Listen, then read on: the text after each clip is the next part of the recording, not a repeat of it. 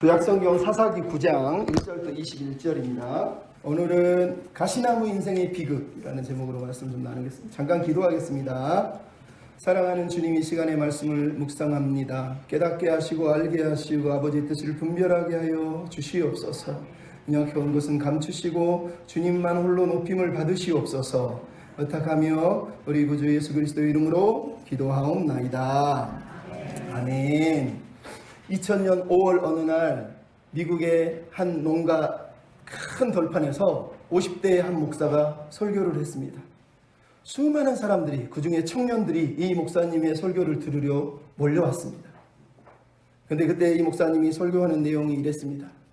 3주 전에 저희 교회에 2명의 교인 루비와 로라라고 하는 여인이 서아프리카 카메룬에서 돌아가셨습니다. 루비는 80세가 넘었지만 독신으로 살았지만 평생 한 가지 일, 가난한 자에게 복음을 전하고 병든 자를 위로하며 살기 위해서 자기 인생을 바쳤습니다.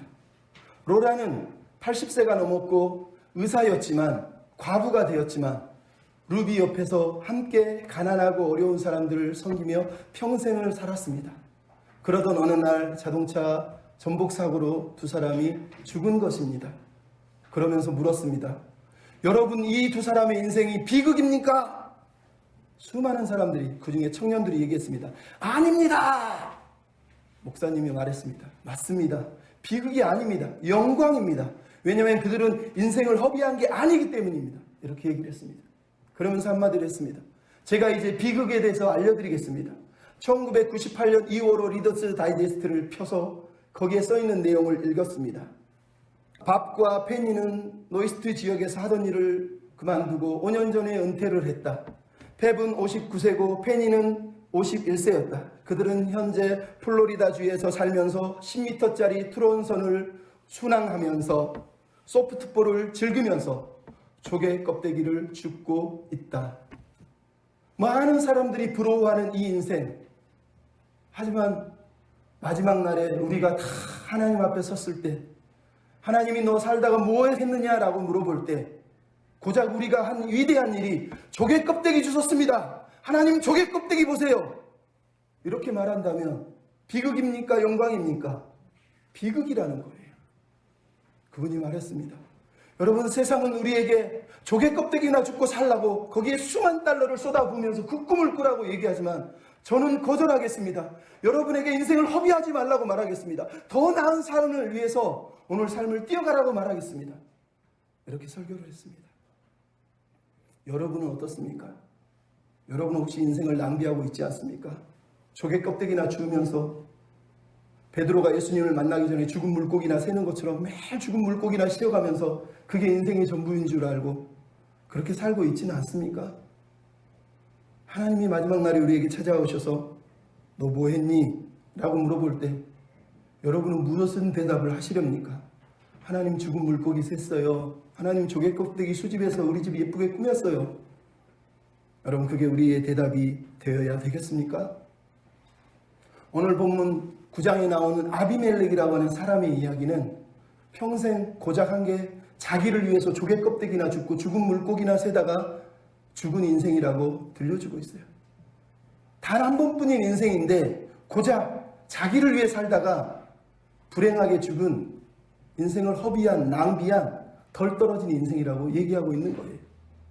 우리가 지난주에 제가 이철수라는 사람의 파나가 땅콩 얘기했잖아요.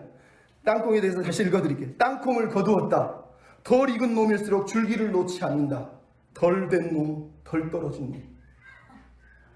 여러분, 신앙생활하면서 여전히 줄기를 붙잡고 세상의 줄기를 놓지 못해서 예수 믿는데도 그 욕망, 남들처럼 행복하게 살고 싶어요, 부자 되고 싶어요, 덜 된 거예요. 덜 떨어진 놈이에요. 여러분, 하나님을 믿는다면 그렇게 살면 안 돼요. 네, 여러분, 우리가 본 기드온이 어떻습니까? 기드온의 인생을 보십시오. 덜 되고 덜 떨어진 인생이에요. 그 아들 아비멜렉을 보십시오. 똑같아요. 덜 된 놈, 덜 떨어진 놈이에요. 인생을 허비하고 인생을 낭비하다가 결국은 파멸한 내용이 오늘 본문 9장에 나오는 아비멜렉의 이야기예요. 이 아비멜렉이 누구의 아들입니까? 기드온의 아들이란 말이에요. 기드온. 그 많은 하나님의 은혜를 경험하고 눈으로 보고 손으로 보고 체험하고 다 했음에도 불구하고 마지막에 한 게 뭡니까? 자기를 위한 전쟁을 마지막 자기 전쟁을 하고 재물을 탐하고 그 메봇을 만들어가지고 하나님께 가지 말고 나한테 물어라. 하나님의 뜻을 알고 싶으면 나한테 물어봐라. 그러면서 자기를 신성시하고 자기가 교주가 돼서 이스라엘 백성들을 다 바알을 숭배하는 사람들로 바꿔버린 사람이 기드온이라는 거예요. 여러분, 사람을 숭배하는 게 무서운 거예요. 그래서 저는 교회를 볼 때마다, 목회자를 볼 때마다 정말 두려워하고 걱정합니다. 저 사람이 저것 좀 가지면 지가 하나님 된 것처럼 까불 텐데, 그 생각을 너무 많이 합니다. 이미 우리나라에는 그런 사람 많잖아요. 하나님 동기동창들 많잖아요. 나 하나님 친구다. 나 하나님하고 친해. 나한테 물어. 기도해 줄게. 안수해 줄게. 그럼 저는 그게 너무 두렵고 안타깝습니다. 그 인생이 마지막에 내놓을 건 자기를 위한 껍데기밖에 없는 거예요. 껍데기 신앙, 가짜 신앙인 거예요. 그래서 그 아들 아비멜렉이 태어난 거예요. 지난주에 얘기했잖아요. 이 기드온의 삶을 향해서 사사기 저자가 내린 결론이 뭐라고요? 은혜를 헛되이 낭비했다는 거예요. 하나님이 주신 은혜를 헛되이 써버렸다는 거예요. 여러분, 우리 인생은 다 은혜 받은 인생 아닙니까? 근데 이 받은 은혜를 가지고 헛되이 쓰고 헛되이 낭비하면 되겠습니까? 8장 마지막 절에 보면 이렇게 돼 있잖아요. 이스라엘 백성이 하나님의 은혜를 잊었을 뿐만 아니라 여룻바벨이라는 기드온이 이스라엘에게 베푼 모든 은혜 또한 그의 집에 후대하지 않았다는 거예요. 이게 무슨 얘기예요? 기드온이 하나님으로부터 받은 은혜를 잊어버리니까, 은혜를 잊은 백성이 세상을 다스리니까 모든 백성 또한 은혜를 다 망각하고 서로가 서로를 죽이는 결과로 끌고 갔다고 얘기하는 거예요. 기드온이 그래도 은혜를 베푸는데 기드온이 좀 착한 일을 했네. 그걸 기억하라고 말하는 게 아니에요. 은혜를 잃어버린 한 사람 때문에 모든 사람이 은혜 없는 세상으로 그렇게 변질됐다고 얘기하는 거예요. 그래서 우리는 은혜를 잊어버리면 안 되는 거예요. 오늘 본문 9장에 나오는 아비멜렉의 이야기, 바로 이 기드온으로 인한 이야기예요. 그래서 이 9장이 존재하는 거예요. 9장 1절부터 6절은 스스로 왕이 된 아비멜렉의 내용이 나와요. 길지만 생각해보면 길지 않아요. 7절부터 21절은 요담이, 기드온의 아들, 막내 아들 요담이 아비멜렉과 세겜 사람들을 저주하는 우화가 등장을 해요. 그리고 마지막 나머지는 서로가 배신하고 싸우다가 멸망한 이야기가 등장하고 있어요. 내용은 엄청 길지만 실제 내용은 엄청 심플하다는 걸 우리에게 들려주고 있는 거예요. 근데 흥미로운 게 뭐냐? 아비멜렉이라고 하는 사람이 단 한 번도 하나님을 찾거나 하나님을 부르거나 하나님께 예배하거나 하나님께 기도하는 적은 나오지 않는다는 거예요. 오직 오늘 성경에 나오는 하나님을 언급한 사람은 기드온의 아들 요담이 3번, 그리고 사사기 저자가 3번 하나님을 언급해요. 나머지 사람들은 하나님에 대해서 아예 언급하지 않는 거예요. 특히 아비멜렉은. 무슨 얘기예요? 아비멜렉은 말 그대로 인생을 낭비했다는 거예요. 하나님과 전혀 상관없이 열심히 살았는데, 열심히 피땀 흘려서 자기를 위해서 싸웠는데 결론이 뭐라고요? 하나님과 상관없이 그냥 지 인생 살다가 망했다는 얘기예요. 여러분, 우리도 마찬가지예요. 하나님을 믿는다고 말하지만 하나님 없이 홀로 자기 인생을 만들어가면서 그렇게 무가치하게 우리 인생을 살다가 끝날 수 있는 거예요. 이게 슬픈 거예요. 이게 비극인 거예요. 어차피 살 건데 열심히 살았는데 하나님과 아무 상관이 없다니요. 여러분, 이것처럼 헛된 이야기가 어디 있습니까? 왜 근데 이런 헛된 이야기를 사사기 저자는, 성경은 들려주는 거죠? 우리가 아비멜렉을 통해서 대체 뭘 배울 수 있습니까? 근데 무려 57절이나 돼요. 사사기 중에서 가장 길어요. 성경에서도 1절부터 57절까지 한 사람 이야기를 쓰는 구절이 있습니까? 이렇게 길게? 근데 아비멜렉의 이야기를 오늘 성경이 딱 사사기 정중앙에다가 써놓고 있어요. 이유가 뭘까요? 기드온이라고 하는 사람의 타락이 얼마나 나쁜 파급효과, 악영향을 미쳤는지를 우리에게 깨닫게 하려는 거예요. 8장의 기드온은 종교를 사유화했다면 9장의 아비멜렉은 정치 종교를 사유화해서 자기 마음대로 주무르는 절대 권력이 돼서 타락했다고 얘기하는 거예요. 사사기 저자가 이 얘기를 왜 들려주겠습니까? 기드온과 아비멜렉이 추구했던 왕이 되려고 하는 그 마음이 결국은 하나님을 왕위에서 폐위시켰던, 하나님이 왕임을 거절한 사건이라는 걸 다시 한번 뼈저리게 느끼게 하려는 거예요. 장차 왕정시대가 도래할 텐데 왕정시대의 임금들 중에는 이 아비멜렉처럼 하나님 없이 자기 마음대로 사는 추악한 왕들도 태어날 거라는 걸 경고하면서 왕정시대를 향해서 경고를 주는 거예요. 그래서 하나님이 왕이심을 잊지 말아야 된다는 걸 깨닫게 하라고 이 추한 사람의 이야기를 무려 57절이나 우리에게 들려주고 있는 거라니까요. 왜 굳이 이런 걸 읽습니까? 그냥 아비멜렉이 태어나서 망해서 죽었다 해도 되는데 57절이나 구구절절 그거 다 세밀하게 어떻게 망했는지까지 다 기록을 하고 있어요. 우리도 그렇게 하나님 없이 살다가 망할 수 있다는 거예요. 그래서 박영선 목사님이 사사기의 이 9장에 의미가 뭐냐? 이렇게 얘기했어요. 네 인생의 정체가 무엇인지, 네 인생의 목적이 무엇인지, 너는 무엇에 만족하고 무엇에 항복하고 살아가는지를 깨달아라 라고 사사기 9장을 우리에게 들려준 것이라고 그분은 해석을 하더라고요. 여러분 맞습니다. 이 쓸모없는 이 허비한 인생을 낭비하는 아비멜렉의 이야기를 들으면서 우리는 생각해야 돼. 나는 어떻게 살아야 될지, 내 인생의 목적은 뭐지, 나의 정체성은 뭐지, 나는 무엇 때문에 살지, 무엇 때문에 행복하고 무엇 때문에 만족하고 무엇에 항복하고 무엇에 어떤 우상에 나는 항복하면서 살고 있는 걸까 고민하면서 살아야 된다는 거예요. C.T. 스터드라는 사람이 이런 얘기를 했어요. 따라서 합시다. 한 번뿐인 인생 곧 지나가리라. 그리스도를 위한 일만 영원히 남으리라. 여러분 인생은 한 번뿐이에요. 나를 위해 평생 살다가 헛되이 보내든가 주님을 위해 살다가 주님 앞에 칭찬받든가 둘 중에 하나밖에 우리에게 남은 게 없어요. 그래서 오늘 우리는 아비멜렉의 이야기를 묵상하면서 인생을 낭비하지 않기 위해서, 삶을 허비하지 않기 위해서 우리는 어떤 마음, 어떤 자세로 살아야 되는지를 좀 같이 고민했으면 좋겠어요. 첫째, 따라서 합시다. 내 인생의 주인은 하나님이십니다.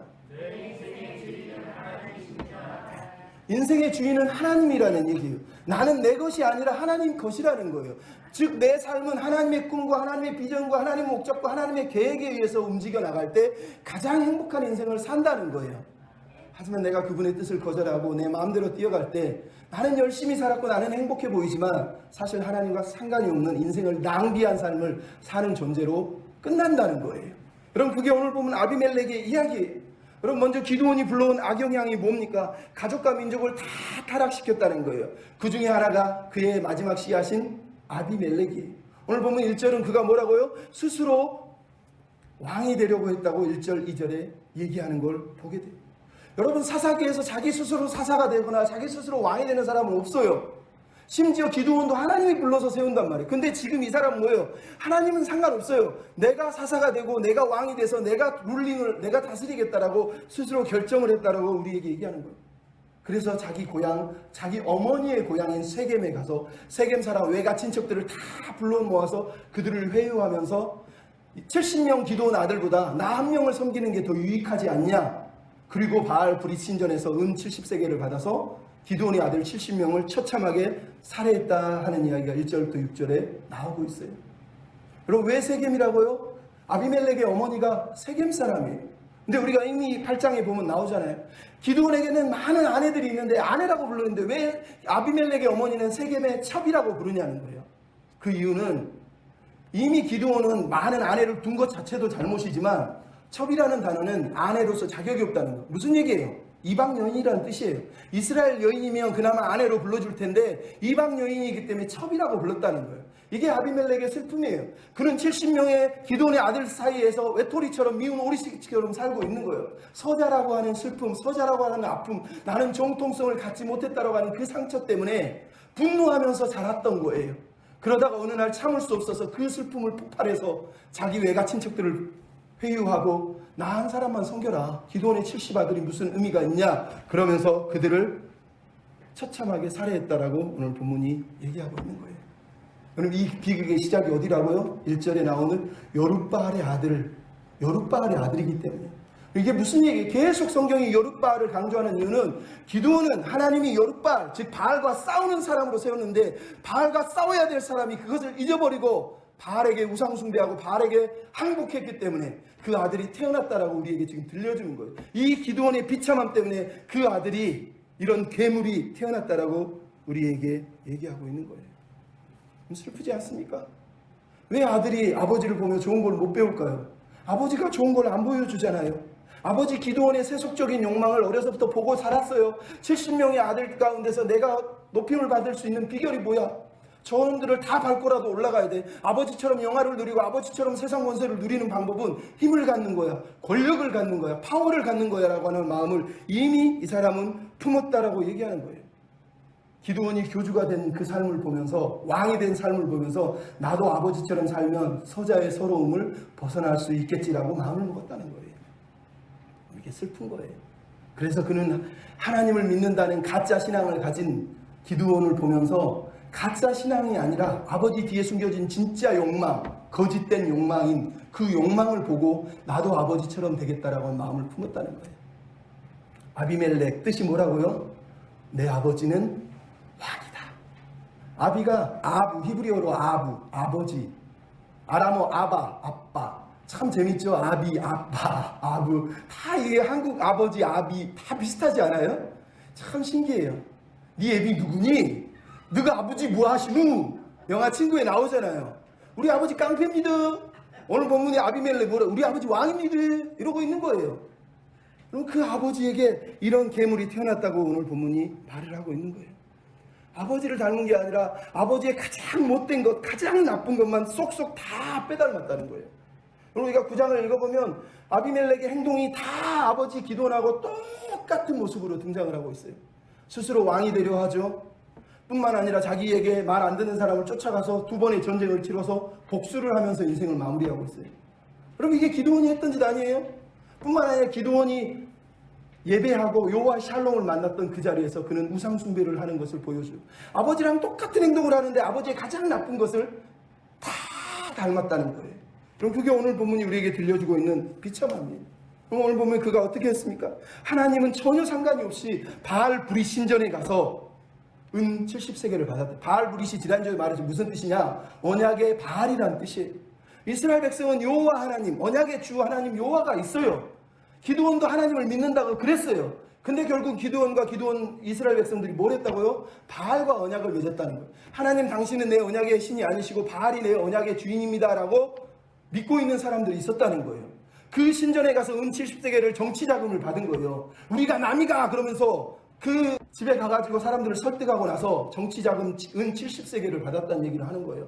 그리고 깡패들을 사서, 여기서 말하면 방탕하고 경박하다는 뜻은 경건치 않아요. 하나님이든 신이든 아무 상관이 없어. 내 욕망만 채우면 되는 사람들이. 그러니까 아비멜렉의 욕망과 이 깡패들의 욕망이 딱 맞아 떨어진 정치 깡패들이 지금 태어난 거예요. 그래서 자기 아버지의 아들들 70명을 다 죽였다는 거예요. 어디서 죽였다고 얘기합니까? 9장 5절에 보니까 오브라, 자기 아버지의 고향인 오브라에 있는 한 바위 위에서 죽였다는 거예요. 여러분, 오브라의 바위가 어디입니까? 하나님이 기드온을 처음 찾아왔을 때 기드온이 하나님, 진짜 하나님이면 내가 제물을 드릴게, 바위 위에다가 제물을 올렸더니 하나님이 하늘에서 불을 내려서 살랐던 여호와 샬롬, 그 바위란 말이에요. 근데 기드온이 하나님이 여호와 샬롬의 은혜를 베푼 그 바위, 정반대로 이제 뭐라고 했어요? 오브라의 한 바위에서 70명을 착살하여 죽이면서 가짜 샬롬의 재단을 사실은 쌓고 있는 걸 우리에게 보여주고 있는 거예요. 부모의 첫 신앙을 모욕할 뿐만 아니라 하나님이 꿈꾸는 샬롬을 완전히 박살냈다고 우리에게 들려주고 있는 거예요. 그래서 부모의 신앙이 중요한 거예요. 여러분, 우리가 자식들 바꿀 수 없어요. 내 말 절대 안 들어요. 하지만 영향력은 행사할 수 있어요. 아이들에게 아무리 종교생활로 예수 믿어라 뭐 아무리 얘기한다고 되는 게 아니에요. 삶으로 보여줘야지 바뀌는 거예요. 내가 삶으로 안 보여주고 매일 종교적인 언어를 쏟는다 그래서 아이들이 하나님을 믿는 건 아니에요. 내가 삶으로 하나님이 내 인생의 주인인 것을, 하나님이 내 왕이신 것을, 나는 하나님 없이는 못 산다는 것을 삶으로 보여줄 때 아이들이 그 믿음을 보고 배우고 잘하는 거예요. 그럼 제가 아는 최종진, 한영의 권사님, 장로님 부부, 필리핀에서 저랑 7년을 살았던 분들, 제가 옛날에도 한번 얘기했잖아요. 필리핀에서 그렇게 힘들게 살았는데요, 매일 주변에서 장로님 힘드시면 우리랑 사업하시죠? 안 해요. 왜? 죄 짓는 사업은 안 하는 거예요. 계속 빚은 늘어나고 힘드는데 안 하더라고요. 왜 안 하냐고 그랬더니 하나님 앞에서 죄를 지을 수는 없잖아. 안 해요. 자녀들이 막 엄마 우리는 왜 이렇게 힘들게 살아? 우리 하나님 의지해야지. 이 아이들 데리고 늘 기도하고 예배해요. 나중에 아이들이 커가지고 엄마 아빠 만나서 그랬어요. 엄마 아빠, 진짜 엄마 아빠 신앙이 진짜인 걸 나는 알아. 그 어려운 시간을 믿음으로 이기는 걸 보고 나도 하나님을 정말로 믿고 신뢰하기로 했어. 고백을 하더라는 거예요. 삶으로 보여줘야 되는 거예요.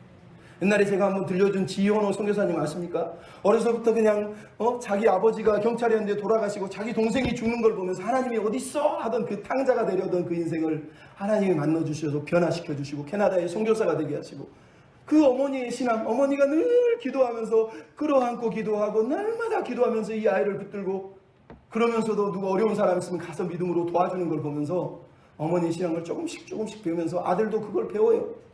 재밌죠? 근데 어느 날 어머니하고 손자 그리고 손녀 샘하고 에스더 셋이 집에 앉아있는데 아버지가 부흥의 인도차 멀리 갔어요. 근데 샘이 10살이고 손녀 딸은 한 8살인가 7살인가 밖에 안 되는데 갑자기 샘이 일어나더니 성경책을 막 들고 돌아다니라는 거예요. 그래서 너 왜 그러니? 할머니가 물어봤어요. 그랬더니 이 아이가 얘기합니다. 아버지가 그랬어요. 너는 이 집의 장남이니 네가 영적인 책임을 져야 된다. 아버지가 없을 때 네가 책임져야 된다 그랬어요. 그래서 저는 지금 말씀을 받고 있어요. 말씀을 받아? 깜짝 놀랐어요. 10살밖에 안 먹었는데. 그러더니 좀 이따 물어봤어요. 할머니가 무슨 말씀을 주시디? 그랬더니 사도행전 27장 하나님이 보호하십니다. 오늘은 이 말씀을 나누겠습니다. 그러더라고요. 그러더니 앉아서 찬송가 2개를 부르고 할머니하고 손자 손녀가 같이 예배를 드리는데 이 아이가 설교를 하면서 어머니가 거기서 너무너무 많은 은혜를 할머니가 받으셨다는 거예요. 세상에.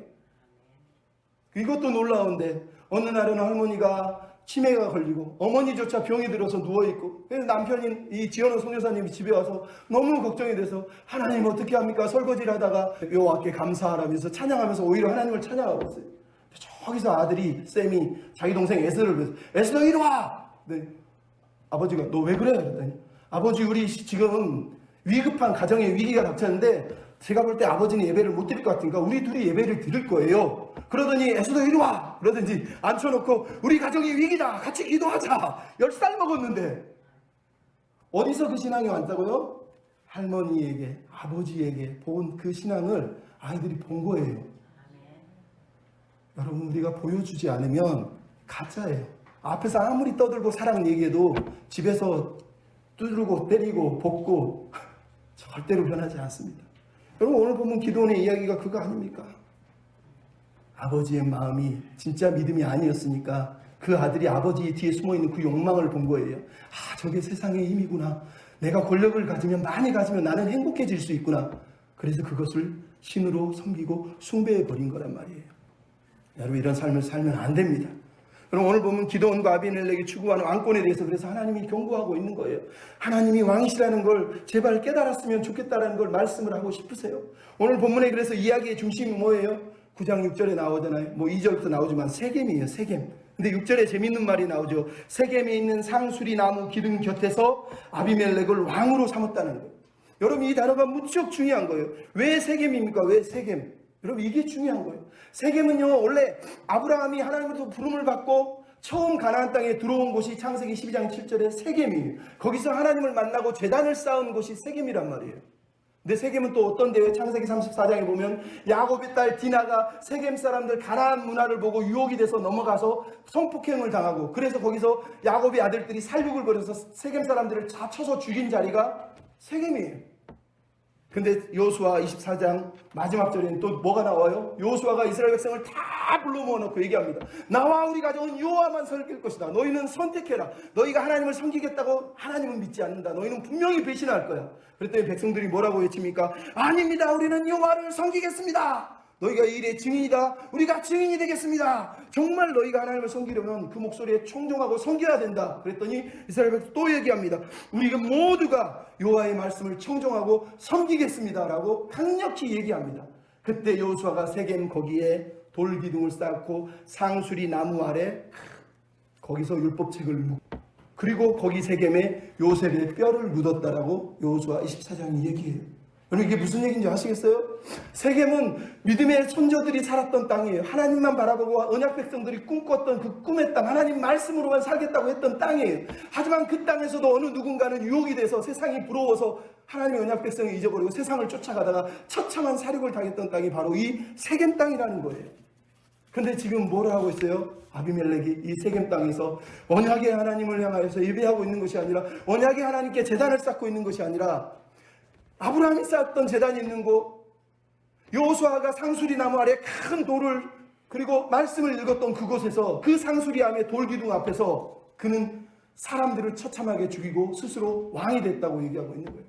그러면 이게 비참한 거라는 거예요. 하나님은 이스라엘 백성들에게 이 얘기를 들려주는 거예요. 왕정시대를 준비하고 있는 이 사람들에게 얘기하는 거예요. 진짜 왕이 누구냐는 걸 잊어버릴 때 다 내가 왕이 되고 싶은 거예요. 내가 왕이 되려는 욕망을 가지는 그 순간 하나님이 사라지고 내가 원하는 대로 내 마음대로 사는 거예요. 그래서 서로를 죽이는 살육하는 일까지 벌어진단 말이에요. 말씀하는 거예요. 하나님이 내 왕이시란 말은 하나님이 내 주인이라는 뜻이에요. 내가 내 인생의 주인이 아니라는 뜻이에요. 그것을 받아들이지 않으면 우리는 하나님을 섬긴다고 말하지만 껍데기 가짜 신앙으로 평생을 살면서 조개 껍데기나 줍다가 끝나는 거예요. 하나님은 그 삶을 원하지 않으신단 말이에요. 그래서 우리가 고백해야 돼요. 하나님 나의 주인이십니다. 하나님 나의 왕이십니다. 최근에 영화 킹메이커라고 하는 영화가 개봉이 됐어요. 1971년 신민당 대통령 후보였던 김대중 씨와 그를 돕던 엄창록이라는 사람의 이야기를 각색해서 김은봉과 서창대라는 사람의 이야기, 즉 김은봉이 김대중 역할을 하고 서창대가 엄창록 역할을 하는 거예요. 근데 그 재밌는 게 뭐냐, 그냥 쉽게 얘기하기, 김대중 대통령은 되시기 전에 열심히 사람을 위해서 섬기겠다 그러는데 엄창록이라고 하는 사람이 옆에 붙어가지고 계속 정치 조작질을 하면서 표를 얻기 위해서 정치 조작질을 합니다. 그러면서 김대중 씨한테 얘기합니다. 언제 공천 줄 거예요? 언제 공천 줄 거예요? 영화에서 두 가지 중요한 단어를 합니다. 한마디를 이렇게 했어요. 자네 준비되었는가? 엄창록이 얘기합니다. 준비됐습니다. 준비됐습니다. 그리고 또 정치 조작을 합니다. 그랬더니 마지막으로 이분이 얘기합니다. 자네는 준비가 된 게 아니라 정치를 하면 안 될 사람이야. 왜? 그 사람이 물어본 준비됐는가는 사람을 섬길 준비가 됐냐고 물어본 건데 이 사람은 권력을 가질 준비가 된 줄로 알고 준비가 됐다는 거예요. 자꾸. 그래서 당신은 정치를 하면 안 돼. 이렇게 얘기하는 거예요. 그러면서 얘기합니다. 어떻게 이기는 게 중요한 게 아니라 왜 이기는 게 더 중요하다는 걸 잊지 말라는 거예요. 여러분, 예수 믿는 우리에게 가장 중요한 게 바로 이 단어예요. 어떻게 이기는 게 중요한 게 아니라 왜 이기려고 하는 거예요. 무엇 때문에 이기려고 하는가. 이 질문이 중요한 거예요. 왜? 어떻게는 방법이지만 왜는 동기와 목적, 그것을 물어보는 거예요. 하나님은 오늘 우리에게 너 어떻게 이길래 물어보는 게 아니야. 너 왜 그 싸움을 하려고 하니? 너 왜 교회에 부흥하려고 하니? 너 왜 부자 되려고 하니? 너 왜 잘 되려고 하니? 거기에 대한 합당한 답을 내놓으라는 거예요. 나는 하나님의 것이잖아요. 나는 하나님의 뜻대로 살게요. 하나님의 꿈을 위해서 살려는 거예요. 하나님의 비전대로 살려는 거예요. 그걸 아는 사람은 그렇게 욕망을 쫓아가지 않는 거예요. 준비됐어? 그러면 내 사람을 섬길 준비가 됐습니다. 내 어려운 형제에 섬길 준비가 됐습니다. 이렇게 대답해야 되는 거예요. 네, 준비됐니? 예, 기름 부어주셨잖아요. 내가 하고 싶은 거 하게 해주세요. 기도의 능력의 은사 부어주시면 내가 사람들 다 끌어모아 줄게요. 그럼 그 사람 목사 되면 안 되는 거였어요. 정말이에요. 준비됐습니까, 여러분? 사람을 섬길 준비가 돼야 돼요. 왜 이기려고 하는지를 매일 물어봐야 돼요. 너 왜 거기 앉아있니? 무엇 때문에 그 일을 하려고 하니? 그때마다 하나님 앞에 대답해야 돼요. 하나님 왕이시잖아요. 명령하시면 순종할게요. 명령해 주세요. 이렇게 얘기해야 돼요.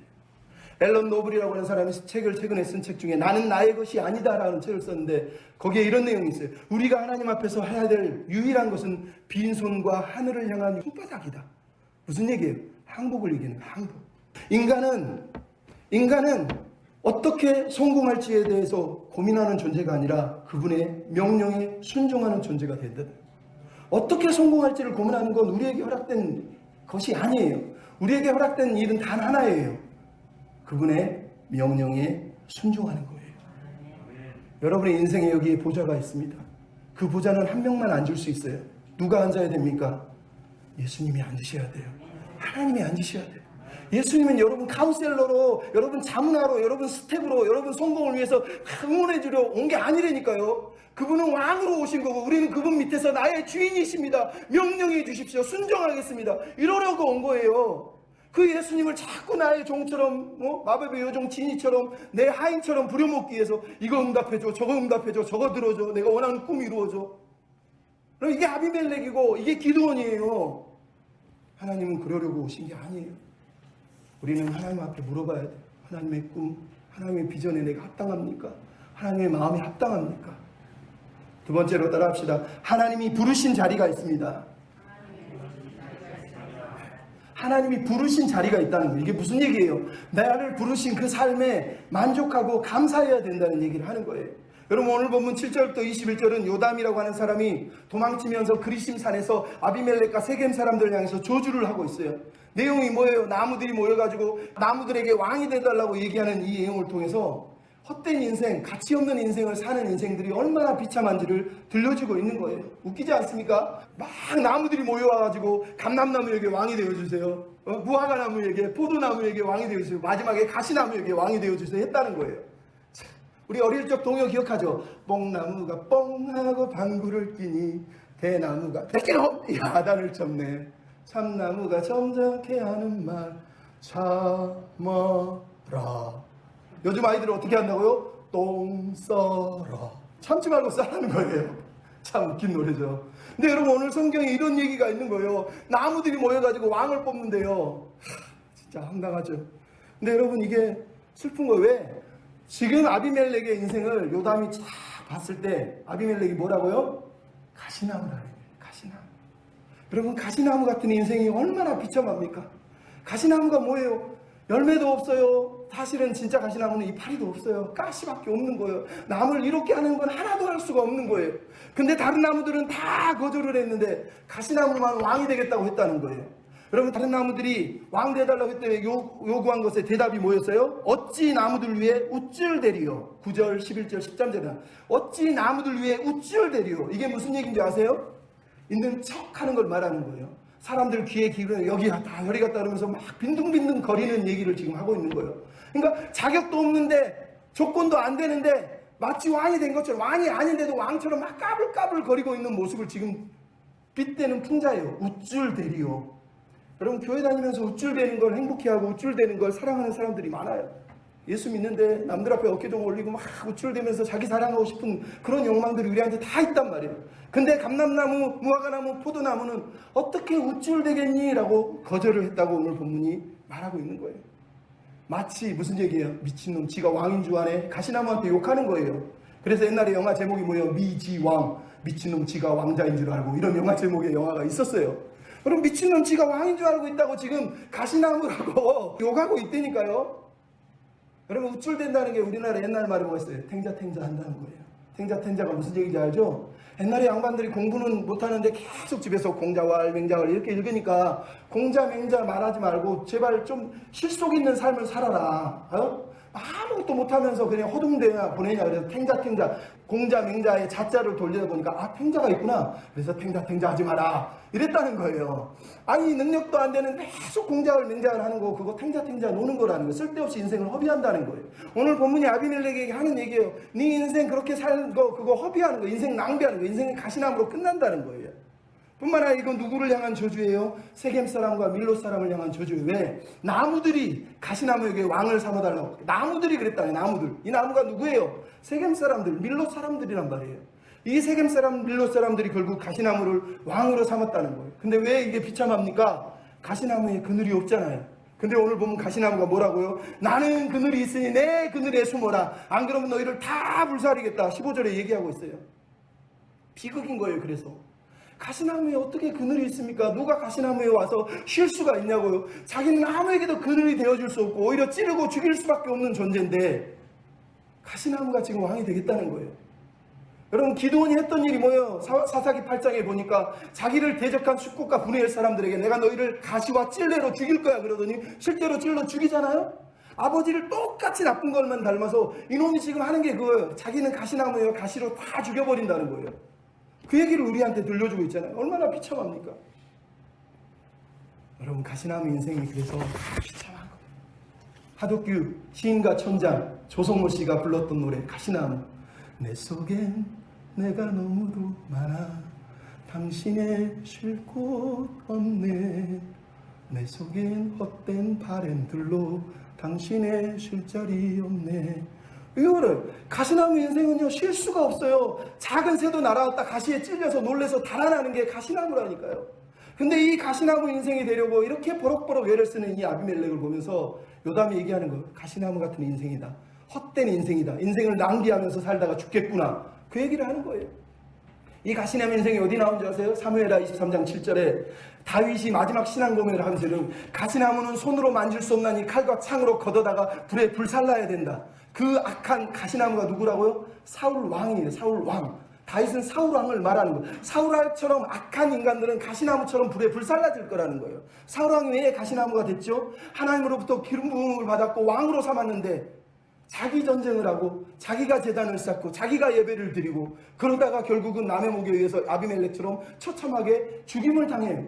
그래서 가시나무 인생이 되는 거예요. 근데 이 가시나무 인생의 원조가 뭐라고요? 아비멜렉이에요. 아비멜렉.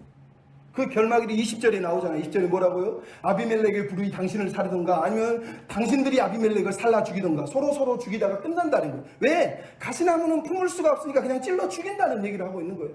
근데 이 가시나무 인생을 사랑하고 위해서 살려고 하니 얼마나 안타깝습니까?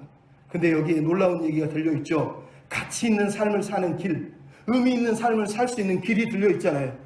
뭐예요? 첫째, 요담이 그리심산으로 뛰어갔대요. 여러분, 그리심산이 어딘지 아세요? 여호수아 8장에 아이 전쟁을 끝나고 아이성 전쟁에서 처절한 실패를 당한 이후에 이스라엘 백성이 여호수아가 다 끌어 모은 후에 절반은 에발산, 절반은 그리심산에 세워놓고 하나님의 말씀 율법을 막 읽습니다. 그 율법책을 낭독하면서 이 말씀대로 순종하면 우리가 복을 받는다 했던 산이 에발산과 그리심산이에요. 근데 요담이 지금 왜 그리심산으로 뛰어갔습니까? 여기서 축복을 해줘야 되는데 그는 축복의 산에 올라서 뭐라고 했어요? 저주를 하고 있어요. 축복을 받아야 될 너희가 하나님 말씀을 어겼기 때문에, 하나님 뜻대로 살지 않기 때문에 너희들은 결국 저주를 받을 것이야 라는 걸 선언하기 위해서 그가 그리심산에 올라가 있다는 거예요. 그러면 축복을 받는 비결이 뭐예요? 말씀대로 사는 거예요. 언약의 말씀대로 사는 거예요. 그 중에 재밌는 게 뭐예요? 나무들의 대답이요. 9절, 10절, 13절 똑같이 말하는 게, 내가 가서 어찌 그것을 버리고 자기들이 지금 차지하고 있는 그 놀라운 자리를 내가 버리겠냐는 거. 감람나무는 내가 기름을 내는데 하나님과 사람을 영화롭게 하는데 어찌 그거를 버리고 더 높은 자리로 가려고 하느냐. 무화과나무는 내가 아름다운 열매를 내는데 어찌 그거를 버리고 가리오. 포도나무는 내가 아름다운 맛있는 포도즙을 내는데 내가 그 열매들을 버리고 어찌 왕의 자리에 가리오라고 말하는 거예요. 그럼 이게 중요한 거예요. 여러분, 인생에서 가장 중요한 건 하나님이 나에게 맡겨진 분량이 있다는 거예요. 나에게 허락한 자리가 있다는 거예요.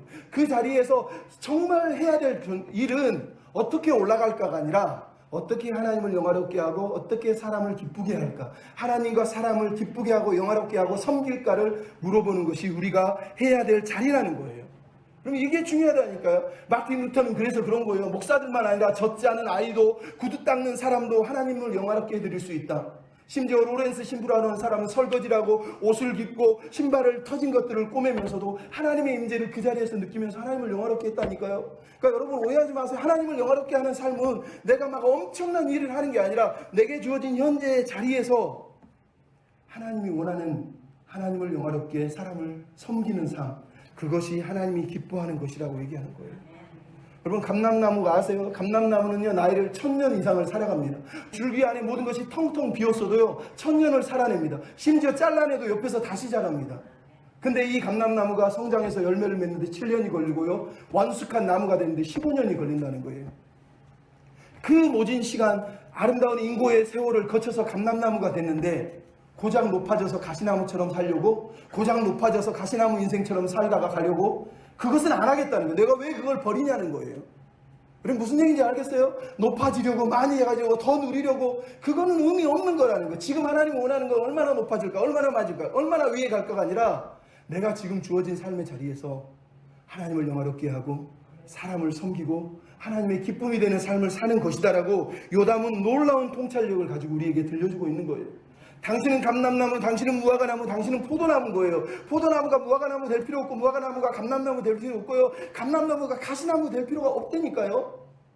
여러분, 하나님이 창세기 3장에서 아담과 하와가 범죄했을 때 질문이 뭐예요? 너 왜 그랬어 이놈아 그랬나요? 아니요. 너 어디 있느냐? 너 지금 어디 있느냐? 믿음은 자리를 지키는 거라는 거예요. 네가 하나님 원하는 그 자리에 있어서 그 자리에서 감사하고 그 자리에 예배했으면 됐는데 그 자리를 벗어났다는 거예요.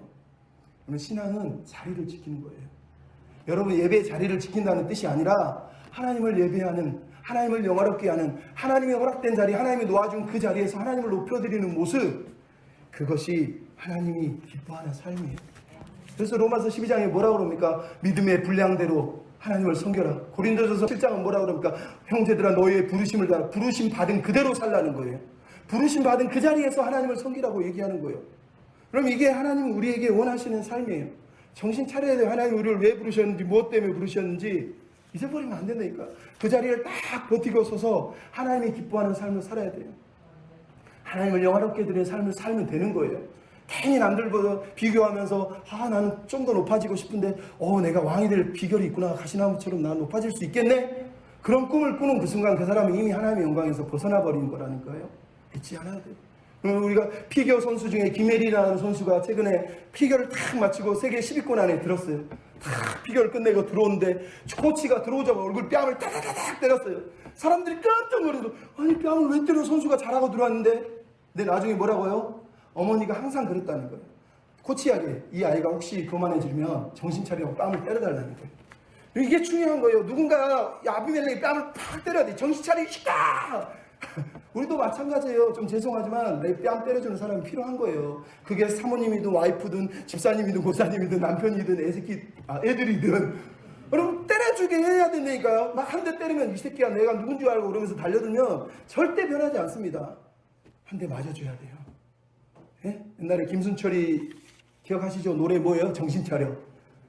모르겠네 몰라 모르겠어 도대체 무슨 생각하는지 그러면서 야 여보게 정신 차려 이 친구야 막 이러면서 노래하잖아요. 정신 차리라고요. 아비멜렉에게 말하고 우리에게 말하는 거예요. 정신 차려야 돼. 늘 깨어서 내가 진짜 하나님이 기뻐하는 삶을 살고 있는지 돌아봐야 된다니까요. 높은 자리가 중요하고 높이 올라가는 게 중요한 게 아니라 내가 지금 하나님을 제대로 섬기고 있는지가 중요하다고요. 여러분 달란트 비유의 핵심이 뭐예요? 5달란트 주고 2달란트 주고 1달란트 주잖아요. 근데 하나님이 뭐라고 그래요? 이 악한 종아 얘기하잖아요. 왜 악하다고 그럽니까? 열매야 얘 안 맺었어라고 물어본 게 아니라 악하다고 얘기했다는 거예요. 왜?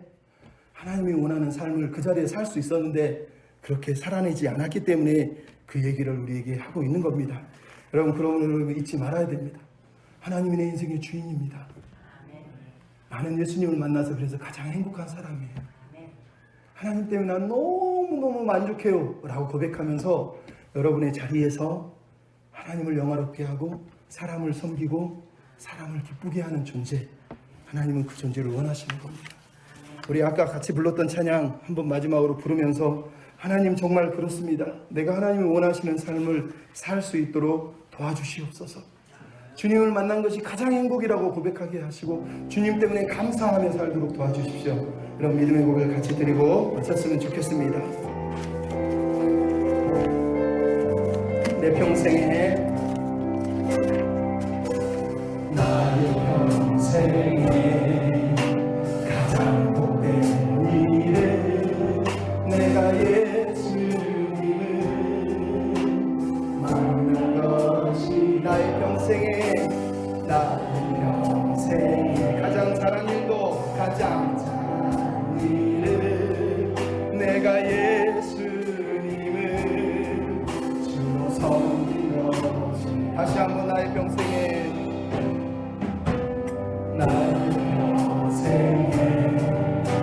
가장 복된 일은 내가 예수님을 만난 것이 나의 평생에 가장 잘한 일은 내가 예수님을 주로 섬긴 것. 이 세상 살 동안 내가 걷는 길 내가 걷는 길 비록 험하여도 넘어질 때도 넘어질 때 주의 강한 손 나를 드시니 나는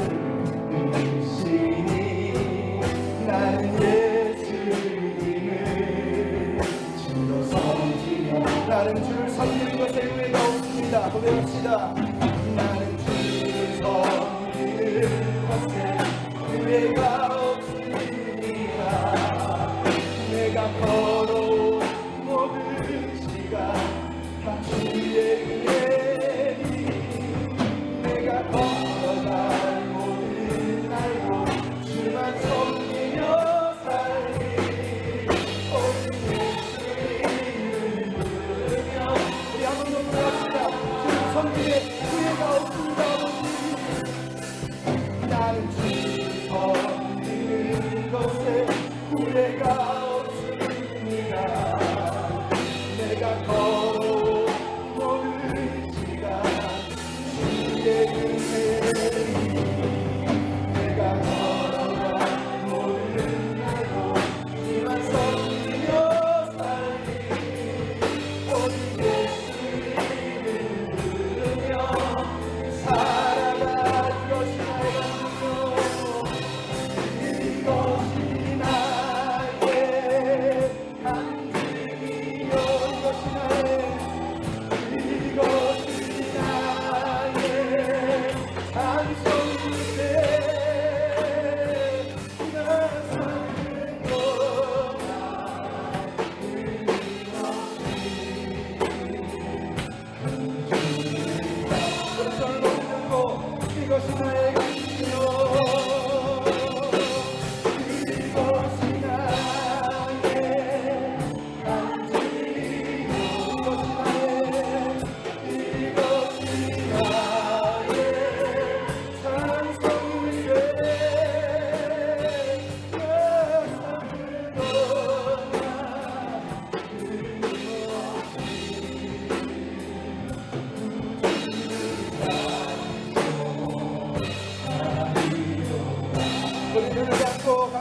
또 이 시간 기도할 때